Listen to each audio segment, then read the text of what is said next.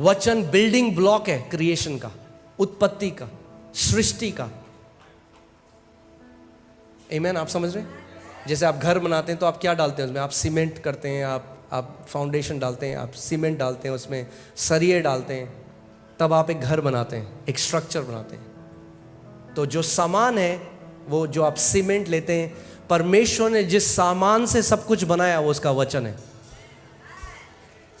आमीन। सो वापस आते हैं उस दृष्टांत में। सो प्रभु यीशु मसीह ने कहा कि पहले, और ये जो अलग अलग भूमि, जो परमेश्वर का वचन जो प्रभु यीशु मसीह ने बताया, अलग अलग भूमि है, ये दर्शाती है अलग अलग टाइप के लोग जो बैठकर वचन को सुनते हैं, उनके हृदय का एटीट्यूड, स्वभाव, वचन के प्रति जो उनका स्वभाव है।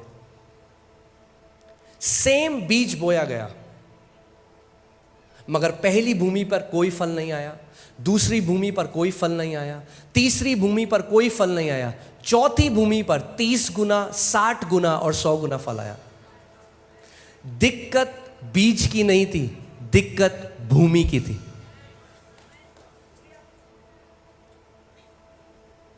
सो पहला टाइप का बीज जो है वो सड़क के किनारे गिरा, और मुझे कभी समझ में नहीं आया था ये। तो मैंने एक दिन परमेश्वर से पूछा, मैंने कहा प्रभु ये सड़क के किनारे क्या है? सड़क के किनारे कौन बोता है कुछ? और प्रभु ने मुझसे बोला कि सड़क के किनारे तुझे क्या दिखता है? और आज भी जब मैं आ रहा था तो मैं सड़क के किनारे देख रहा था। क्या दिखता है आपको सड़क के किनारे? आपको दिखेगा कूड़ा। सुबह जो झाड़ू मारता है सड़क के किनारे, सारे गुटखे के पैकेट, दूध की थैलियाँ, कुरकुरे के पैकेट, सारा जो कूड़ा है वो आपको सड़क के किनारे। सो ये पहले तरीके के लोग वो लोग हैं जो कलीसिया तो आते हैं, मगर जब वचन प्रचार होता है तो उसको कूड़ा समझते हैं। उनको कोई मतलब नहीं है वचन क्या बताया जा रहा है। वो एक आदत की तरह, या तो वो ईसाई हैं तो संडे को चर्च जाना है इसलिए आ रहे हैं, या दोस्त ले आया तो बैठना ही है इसलिए आ गए, या कई लोगों के अलग अलग कारण होते हैं जिसके लिए वो आते हैं, मगर वो वचन के लिए नहीं आते। आप जानते हैं परमेश्वर का वचन कहता है जब यीशु ने जब ये दृष्टांत बोला तो वो रोया। इसके बाद वो रोया। वो रोता है क्योंकि आपके जीवन में बहुत कुछ करना चाहता है, मगर क्योंकि आपके हृदय का एटीट्यूड सही नहीं है, इसीलिए वो फल आपके जीवन में नहीं आते। परमेश्वर जबरदस्ती नहीं करेगा। सो पहले समय के लोग वो हैं जो जब वचन चल रहा है वो ध्यान नहीं दे रहे। और यही दृष्टांत जब लूका में लिखा गया तो उसने कहा कि ये वो लोग हैं जब वचन प्रचार होता है तो उन्हें समझ में नहीं आता। क्यों समझ में नहीं आता? क्योंकि वो समझना नहीं चाहते, उनका ध्यान कहीं और है। सो वो थाम कर नहीं रखते उसको। आप जानते हैं जब वचन प्रचार होगा, अगर आप सच में समझना चाहते हैं तो पवित्र आत्मा आपकी मदद करेगा उसे समझाने के लिए। अगर आप समझना नहीं चाहते, पवित्र आत्मा जबरदस्ती नहीं करेगा आपके साथ।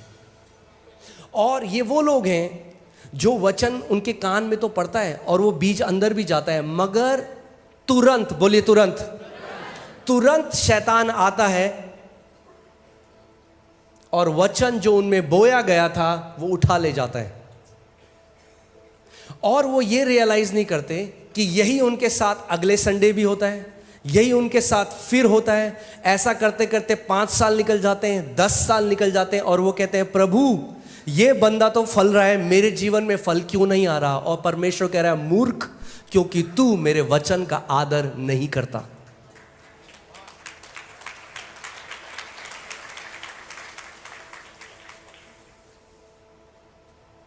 तो आज मैं आपसे पूछना चाहता हूं, आपका एटीट्यूड क्या है परमेश्वर के वचन के लिए?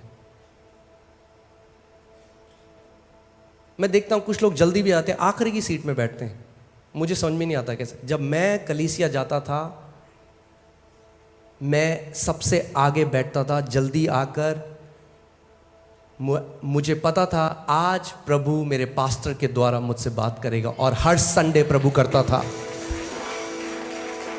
क्योंकि वो कहता है मैं तुम्हें अपने हृदय के अनुसार चरवाहे दूंगा।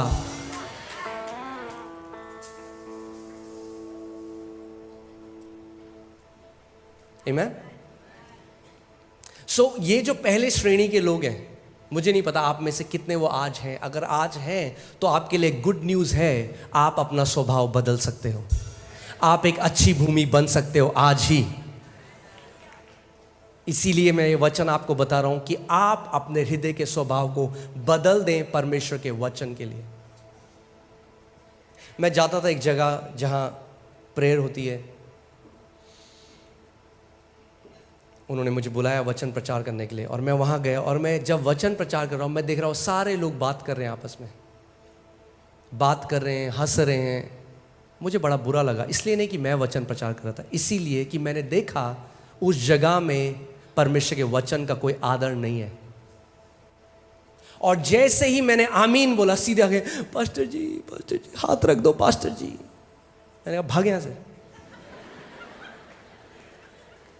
क्योंकि आप नहीं समझ रहे कि आप अपने जीवन के साथ क्या कर रहे हो। आप अपने आप को धोखा दे रहे हो, और अगर हम भी ऐसे ही करते रहे तो हम भी आपको धोखा दे रहे हैं। आपकी जिंदगी, यस, ले हैंड बहुत जरूरी है। परमेश्वर के दास जब आपके ऊपर हाथ रखते हैं तो इंपार्टेशन आता है, मगर किसी परमेश्वर के दास के ले हैंड से आप जिंदगी भर विक्ट्री में नहीं चल सकते। अगर आपको जय में चलना है तो वचन का आदर करने वाले लोग बनना पड़ेगा।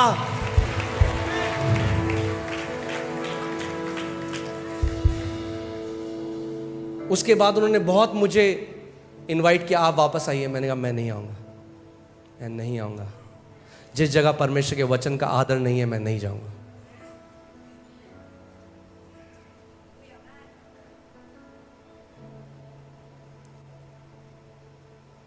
प्लीज परमेश्वर के हार्ट को समझिए, उसके हृदय को समझिए।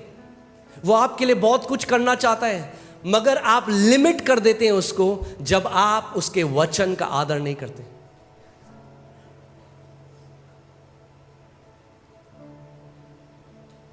क्योंकि आपके जीवन में जो भी फल है, चाहे वो चंगाई, आप जानते हैं चंगाई एक फल है, चाहे वो चंगाई हो, चाहे वो समृद्धि हो, चाहे वो शांति में रहना हो, चाहे वो एक अच्छी शादी हो, एक अच्छी मैरिज हो, चाहे आपके जीवन में जो कुछ भी अच्छे फल है, वो बीज से ही आते हैं।